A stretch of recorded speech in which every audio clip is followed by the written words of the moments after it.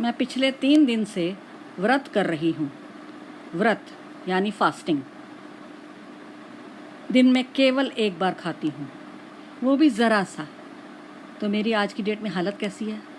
अरे ना बोला जा रहा है, ना कोई काम किया जा रहा है। थकान, बहुत थकान। यानी भोजन से हमें क्या मिलता है जो मुझे नहीं मिल पा रहा है इन दिन, ये वाले दिनों में? ऊर्जा, ताकत, शक्ति, ये सब मिलता है हमें भोजन से जो मुझे नहीं मिल रहा है। तो ये हैं वो पोषक तत्व जो हमें भोजन से मिलते हैं। आपको पहले ही ये पता है इनके बारे में। कार्बोहाइड्रेट्स, वसा, प्रोटीन, विटामिन, खनिज, जल, वृक्षांश, ये भी होते हैं। जल से ऊर्जा नहीं मिलेगी आपको। कार्बोहाइड्रेट से क्या मिलता है आपको? ढेरों ऊर्जा यानी ताकत। वसा से आपको उससे भी ज़्यादा ऊर्जा मिलती है, खूब ऊर्जा कार्य करने के लिए। प्रोटीन आपको वृद्धि देते हैं, आपकी बॉडी को वृद्धि करते हैं, आपकी कोशिकाओं की मल्टीप्लिकेशन करते हैं, वृद्धि करते हैं, आपको लंबा करते हैं। और विटामिन से आपको फिर विकास, वृद्धि प्राप्त होती है।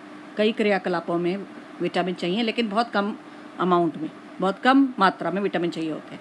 खनिज भी बहुत कम मात्रा में चाहिए। ये भी विकास और वृद्धि के लिए बहुत सहायक है, कई कार्य करते हैं। अब अगर आप मक्खन को देखो, ये बहुत सारी चीज़ें पड़ी हुई हैं यहाँ पे खाने की। मक्खन से आपको क्या मिल रहा है? कुछ याद है? देखें इनमें से क्या मिल रहा है? हाँ, वसा। मक्खन में वसा होता है। चावल में क्या होता है? चावल से आपको क्या मिल रहा है भाई? सोचो। कार्बोहाइड्रेट्स, अनाज। चने से आपको क्या मिल रहा है? प्रोटीन। गेहूँ एक अनाज है तो क्या मिलेगा? बहुतायत कार्बोहाइड्रेट्स। ऐसा नहीं है कि और चीज़ें नहीं मिलती, मेनली कार्बोहाइड्रेट्स। घी से मेनली आपको क्या मिलेगा? ज़्यादातर क्या मिलेगा? वसा यानी चर्बी, चिकनाई। फलों से और सब्जियों से आपको मिलने वाले हैं बहुत सारे विटामिन, बहुत सारे खनिज। ये ज़रूर है कि ये कम चाहिए होते हैं डेली। दालें रह गई, दालों से याद करो क्या मिलता है आपको? यस, प्रोटीन, जो आपको लंबा करेंगे, सुंदर करेंगे, वृद्धि करेंगे आपकी।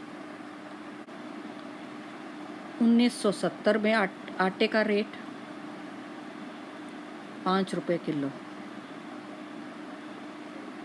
2020 में आटे का रेट कम से कम 50 रुपये किलो।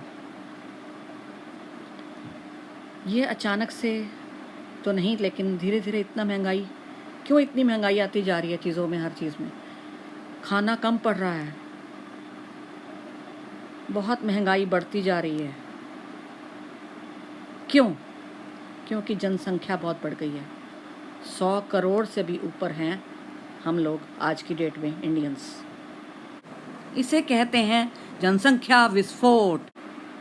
और आपको पता है 1960s में तो बहुत बुरा हाल था। भारत में गेहूँ नसीब नहीं था, लोगों को गेहूँ नहीं मिलता था। ऑर्डिनरी परिवारों को बाजरा की रोटी खाते थे, ज्वार की रोटी खाते थे डेली। गेहूँ खाना उनके लिए बड़ा सपना सा था। आपको पता है, जो खाते थे गेहूँ वो अमीर कहलाते थे। कारण? क्योंकि गेहूँ की क्वालिटी बहुत डाउन थी इंडिया में। बहुत ही बेकार क्वालिटी का गेहूँ उगता था और विदेशों से भी मुंह ताकना पड़ता था, और बहुत महंगा था गेहूँ, अगर अच्छा गेहूँ मिलता भी था। यानी गेहूँ नसीब नहीं था आम परिवारों को। अचानक से मैक्सिको गेहूँ नाम का एक लाल रंग का गेहूँ भारत में आया, बाहर से आया, और वो बहुत कमाल का था। वो एक नई तरह की किस्म थी गेहूँ की, और बहुत अच्छा उगती थी, बहुत उत्पादन उसका ज़्यादा था, बहुत कमाल का गेहूँ था। लेकिन अफसोस की बात ये थी कि वो हमारी मिट्टी के लिए नहीं बना था। भारत की मिट्टी में उसको उगाओ तो वो बीमारीग्रस्त हो जाता था, और वो उग नहीं पा रहा था सही से। बहुत प्रॉब्लम आ रही थी उसको उगाने में, इंडिया की सीजन्स में, इंडिया के मौसम के अकॉर्डिंग। तो इस प्रकार से वो तो गड़बड़ हो रही थी। ऐसे में क्या करें? तो ऐसे में मैदान में आए एक साइंटिस्ट इंडिया के, जिनका नाम था MS स्वामीनाथन।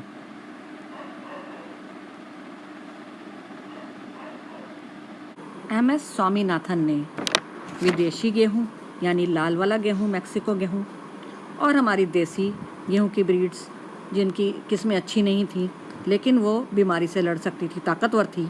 हाँ, वो अलग था कि उनका उत्पादन देसी वालों का बहुत गड़बड़ था, विदेशी का उत्पादन बहुत अच्छा था। उन्होंने इन दोनों का संकरण करा दिया, संकरण विधि के द्वारा इन दोनों को मिला दिया और एक नई प्रकार की जाति बना दी गेहूं की। उसमें क्या था? उसमें देसी के भी गुण थे और विदेशी वाली के गुण दोनों आ गए। यानी ऐसे बीज मिल गए भारत को जिसमें बीमारी से लड़ने की बढ़िया ताकत थी, प्रतिरोधक क्षमता थी और साथ में बहुत अच्छा अधिक उत्पादन भी था विदेशी वाला। तो उससे क्या हुआ? लबालब फसलें, लहराती फसलें हो गई, गेहूं का भरपूर उत्पादन हो गया भारत में। इसे कहते हैं हरित क्रांति। इसके लिए न केवल बीज पर उर्वरक, खाद और सिंचाई आदि भी शामिल थे। 1970s में भी भारत, दूध नहीं मिलता था, दही नहीं मिल पाती थी लोगों को, दूध दही क्यों अभाव था भाई? क्योंकि देसी किस्में बहुत ही बेकार थी, उनकी क्वालिटी बड़ी डाउन थी, उनसे उत्पादन बहुत कम होता था दूध का और बढ़िया नहीं थी। विदेशी गाय भैंसें बहुत बढ़िया थी, बहुत अधिक उत्पादन था उनमें क्षमता, लेकिन फिर वही वाली बात क्या थी कि वो इंडिया में अगर उनको रखा जाता था वो बीमार हो जाती थी। ऐसे में क्या करें भाई? ऐसे में मैदान में उतरे एक और साइंटिस्ट, कुरियन। ये ऐसे साइंटिस्ट थे कुरियन जिन्होंने सब कुछ बदल डाला, यकायक संकरण करा दिया, उन्हें मिला दिया और एक नई ब्रीड, नई जाति बना दी इंडिया में, जिसको कहते हैं हाइब्रिड वैरायटी। इस प्रकार की कई हाइब्रिड बना डाली और उससे भारत में दूध उत्पादन क्या हो गया? लबालब। इंडिया में यकायक दूध का उत्पादन बढ़ने को कहते हैं श्वेत क्रांति, सफ़ेद क्रांति।